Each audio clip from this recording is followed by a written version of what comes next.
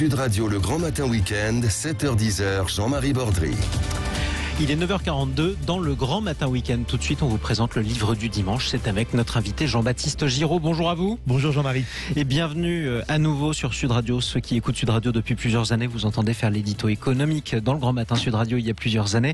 Vous êtes directeur de la rédaction d'économie Matin. Vous signez aux éditions Ring ce livre qui fait froid dans le dos, faut bien le dire.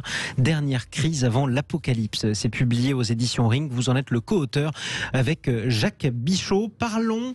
Jacques Bichot, qui est docteur en économie, docteur en mathématiques, et qui ajoute à ce travail une rigueur scientifique universitaire. Que vous n'auriez pas eu, ou que si vous l'auriez eu, vous êtes journaliste économie aussi. Alors parfois sur les plateaux on nous présente, nous journalistes économiques, comme économistes, et je corrige, je dis non, je suis journaliste économique. Un économiste, c'est quelqu'un qui est diplômé, qui a fait des études poussées, et oui, quand vous écrivez un livre comme celui-là avec un docteur en économie et un docteur en mathématiques, ça veut dire que c'est sérieux. Et en tout cas, ça veut dire que ce que vous annoncez est sérieux. Vous parlez de démographie, vous parlez d'économie, on va y revenir dans un instant. Parlons d'abord de ce que vous décrivez. Tiens, avant même d'ouvrir le livre, vous nous racontez ce qui se passe. 5 ans déjà que Taïwan est assiégé par l'armée populaire de libération. Vous lisez l'avenir ? C'est vraiment l'avenir ? C'est pas l'avenir, c'est le présent. Regardez l'histoire des sous-marins, ça a 48 heures. La suite de la 4e de couverture, le blocus de la zone Asie-Pacifique par la 7e flotte américaine coupe le monde en deux.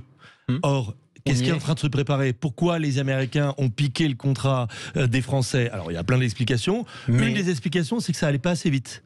Et que la technologie qu'on proposait, diesel électrique, ne permettait pas d'être en mer de manière illimitée. Il n'y avait pas l'autonomie. Là, ça leur permet d'avoir un allié australien qui va pouvoir faire front face à la Chine avec eux. Et en plus, ça permet certainement de livrer des sous-marins nucléaires aux Australiens d'ici 2 ans, alors que nous, on était sur un contrat à 2035. C'est vrai. Prenez la suite. Tout est rationné, on dénombre plus d'1 milliard d'affamés dans le monde. Vous savez combien il y a de personnes qui meurent de faim en ce moment, à l'instant même où nous parlons ? Eh bien, aujourd'hui, il y a eu plus de 800 millions de personnes qui meurent de faim dans le monde. Est-ce qu'il n'y a pas eu des gros dégâts climatiques ces derniers mois qui ont eu un impact sur la production agricole ?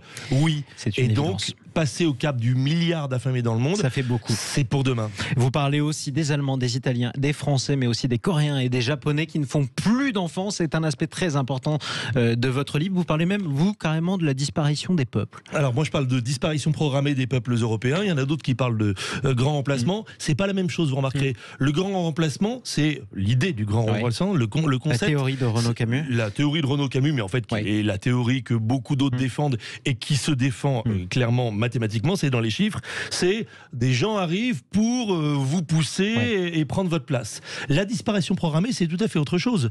Quand on ne fait pas assez d'enfants, indépendamment de l'arrivée d'immigrés, eh bien, vous disparaissez.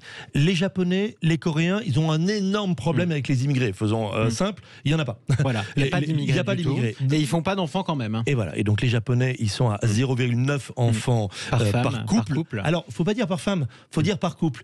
Et il ne faut pas partir de 2, il faut partir de 16 pour comprendre. Vous savez, c'est le coup du grain de riz sur le jeu d'échecs. J'en mets 2, puis 4, puis... Absolument. Voilà. Et bien là, c'est à l'envers.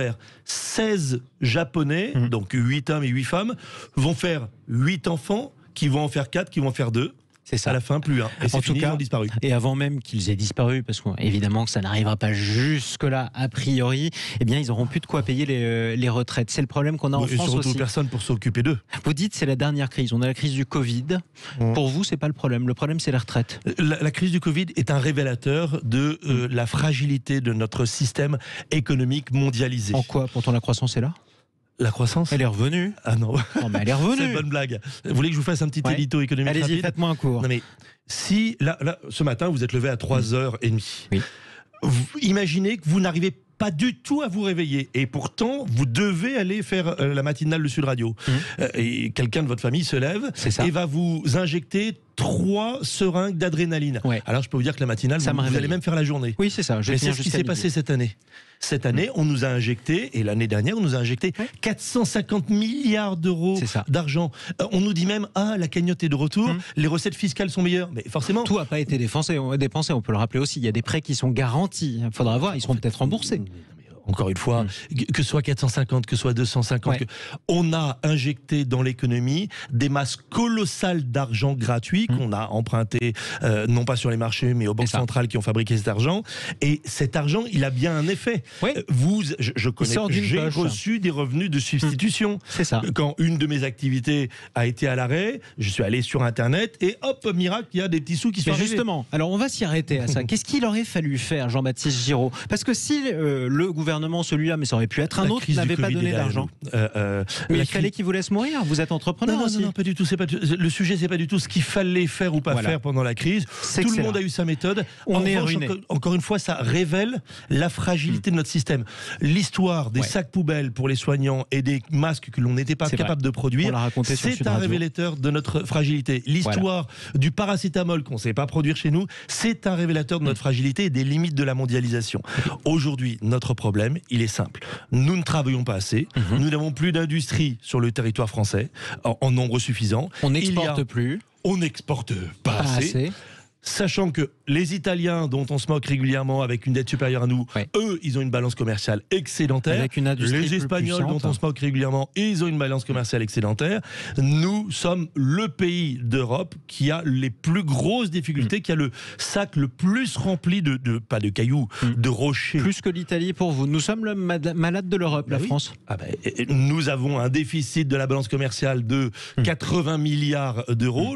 La balance commerciale italienne est excédentaire. Donc eux, ils créent de la richesse et ils exportent cette richesse. On achète du Made in Italy à l'étranger, on n'achète pas assez de Made in France à l'étranger. On achète autant de choses qui vous font imaginer, Jean-Baptiste Giraud, avec votre co-auteur Jacques Bichot, eh bien que la prochaine crise n'en sera pas une, ce sera l'apocalypse. Faites-moi le scénario qui va tomber sur ce pays si vos prédictions sont exactes. Alors, c'est ce pays. Et ça peut être quand même, malgré tout, l'Europe ou l'Occident. Prenez, évidemment, on peut parler de la retraite, Japon, on peut parler de la sécu. Oui, on va déjà se concentrer sur la vieille Europe. Allez-y. Le problème de la vieille Europe, aujourd'hui, c'est qu'elle ne se reproduit pas assez. Donc la natalité est en berne. Partout en Europe, pas moins en France que dans les autres pays, ça il faut bien démystifier ce mythe. On ne fait pas plus d'enfants en France que les Allemands, les Italiens, on en fait autant, mais chez nous on compte différemment. Donc les chiffres ne sont pas comparables. C'est comme pour le Covid, ça ne sert à rien de comparer. On ne peut pas comparer la natalité française avec la natalité allemande, par exemple. Donc déjà, beaucoup moins d'enfants. Qu'est-ce que c'est beaucoup moins d'enfants ? Beaucoup moins d'enfants, c'est moins d'enfants dans les écoles, dans les collèges, dans les lycées, qui vont être moins nombreux à la fac et qui, lorsqu'ils vont avoir un premier boulot, seront moins nombreux à cotiser pour la première fois. Or, l'an dernier, on a à moins 150 000. Ces 150 000 qui ne sont pas nés, ces 150 000 enfants qui ne sont pas nés, un jour ils vont manquer, sachant qu'au bout de 5 ans, ça fait 1 million. Quand vous avez 1 million de jeunes qui ne sont pas là, ça fait 1 million de cotisants qui manquent. Donc on a déjà ce problème de la natalité. Et moins de rentrée fiscale après, moins de travailleurs. Et c'est moins. Et c'est un cercle vicieux. C'est une spirale. En un mot, l'élément déclencheur de cette vraie crise que vous imaginez venir, plus d'argent, les impôts. L'élément déclencheur, ce sera le moment où on ne pourra plus distribuer de l'argent gratuit. Vous avez entendu, on dit c'est la fin du quoi qu'il en coûte. Le jour où les 10 millions de personnes en France qui dépendent vraiment de la redistribution, tout le monde touche de l'argent de la redistribution, mais le jour où 10 millions de personnes qui en dépendent quasiment entièrement ne pourront plus compter sur cet argent qui arrive magiquement sur leur compte en banque, eh bien là, ça va être difficile. Et on n'a rien vu avec les Gilets jaunes. Et on n'a rien vu avec les Gilets jaunes, on aura peut-être encore, il est peut-être encore temps d'ailleurs de profiter de notre patrimoine tant qu'on peut l'entretenir. Notre patrimoine, je pense que le patrimoine privé, il va se faire aussi sombre tableau, en tout cas présenté par notre invité Jean-Baptiste Giraud, co-auteur avec Jacques Bichot de ce livre Dernière crise avant l'apocalypse. C'est publié aux éditions Ring. Merci à vous d'être venu de m'avoir invité. Je précise qu'il y a un espoir. Mais il faut bouger maintenant. Et il faut lire le livre, évidemment. Comme ça, vous méritez le merci à vous. J'étais à 2 doigts de vous dire merci quand même, Jean-Baptiste. Merci quand même aussi. Giraud. Allez, on se remonte le moral parce que